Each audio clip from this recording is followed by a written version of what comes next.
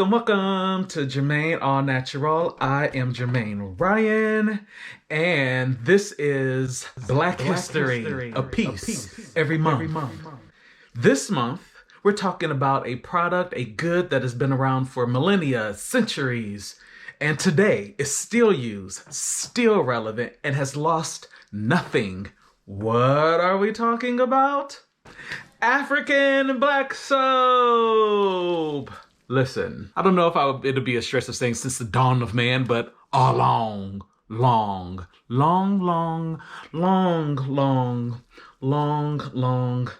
time. I recently ordered this from one of my favorite companies, Garners Garden, which will be linked below along with the coupon code. This is the 1 pound chunk of black African soap. Also make sure you check out their toothpaste, their natural toothpaste. This is like the 4th or 5th time that I've ordered this. I just used it and knew that it was good generally, but didn't really know the history of it and why it does what it does and really how many things it can actually do.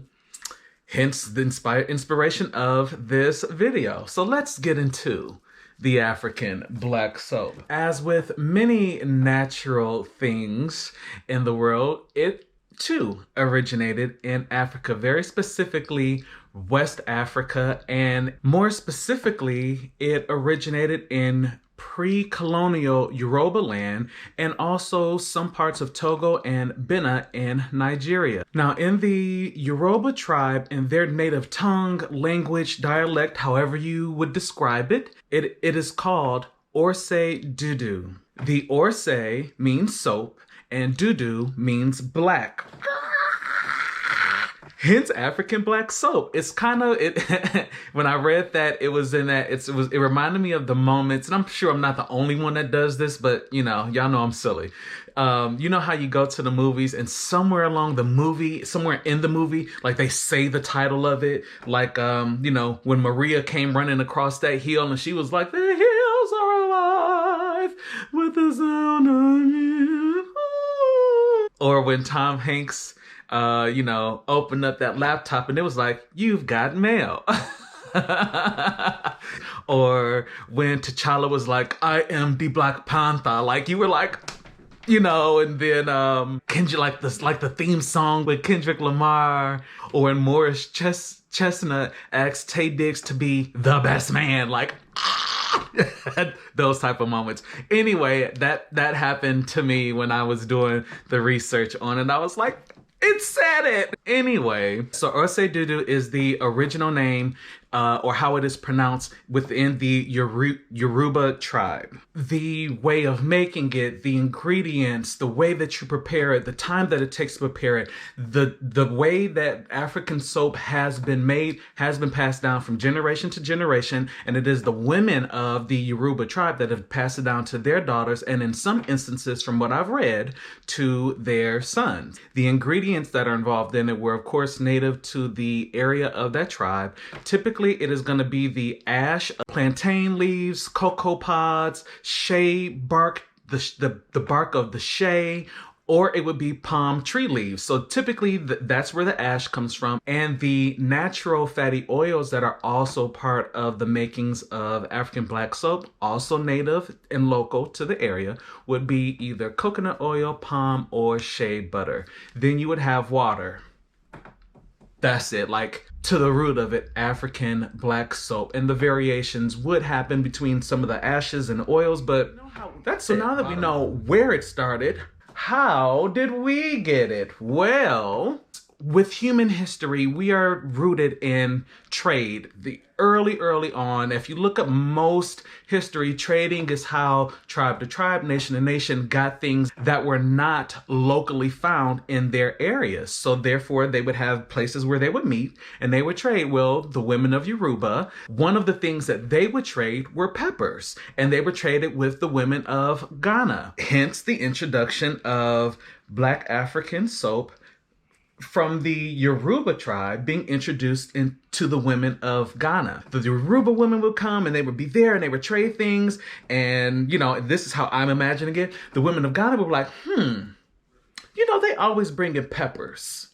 They're the perpetrators, but in the native language tongue dialect of the Ghanaian women, it translated to ata, which ata means pepper, alatas means spice. So therefore, since they bring in the peppers, they are the alatas. And that's how the women of Yoruba were titled or named by the women of Ghana, the perpetrators.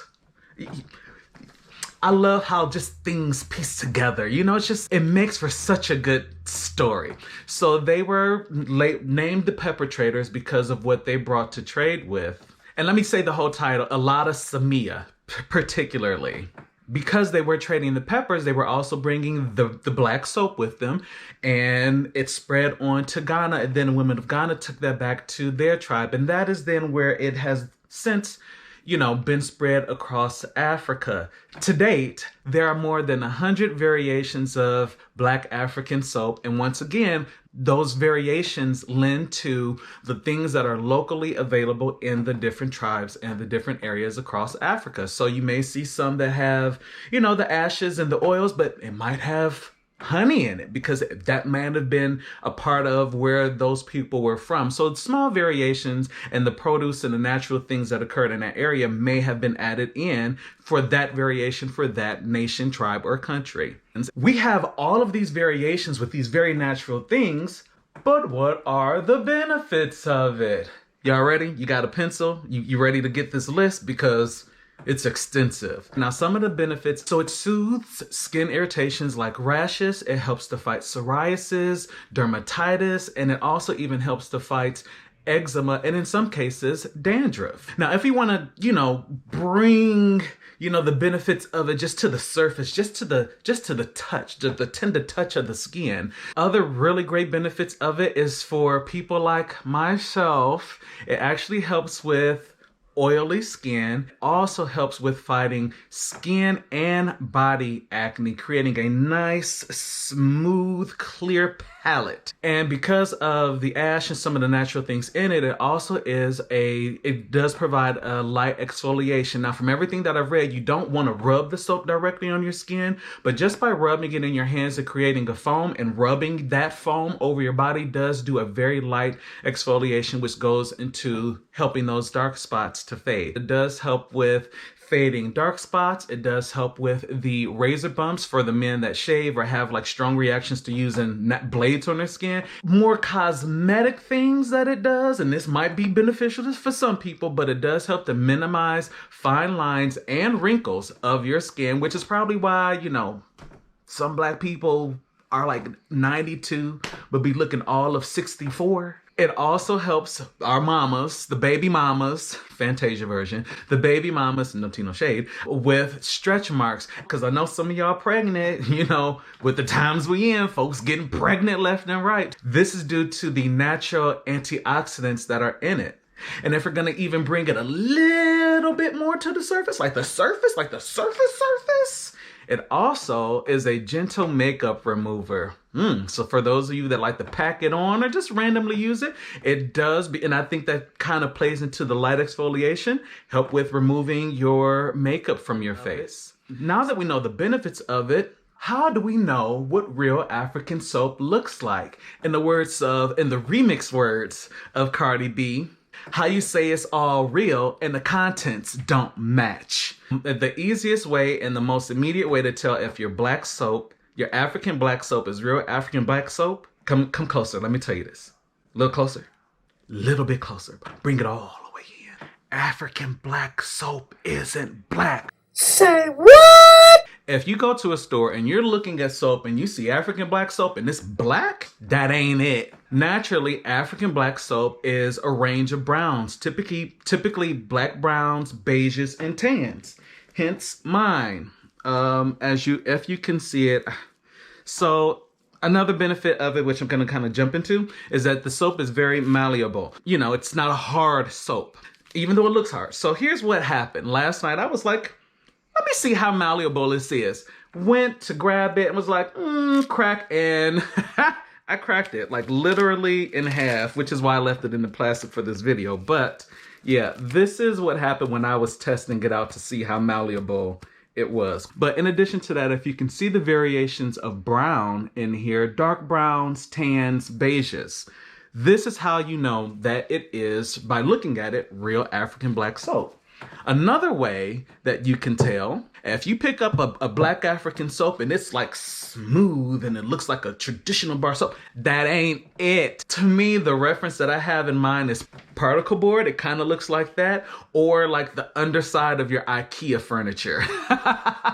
Like the parts that aren't gonna show, it looks like that. Like it just looks like chunks of things put together and made to form this ball of soap. Those are physical ways that you can tell if your black African soap is real black African soap. Now, if you want to look at the ingredients, this is the third way that you can tell if it's real black African soap. If you start seeing words that look like medical terms, that ain't it. Listen, it should be real basic. There should be some ashes. There should be coconut of some sort. There should be a palm olive, a coconut oil. Like we should be seeing oils. Like I said, because of the variations, you may see honey, particularly with this one from Garners Garden. I did see honey in it, but another variation that I did see was lime juice. So you should be able to know what the things are when you're reading the ingredients list on a real and authentic black African soap. I'm just saying, if it's a medical looking term, that ain't it. That means that somebody, whatever company it is,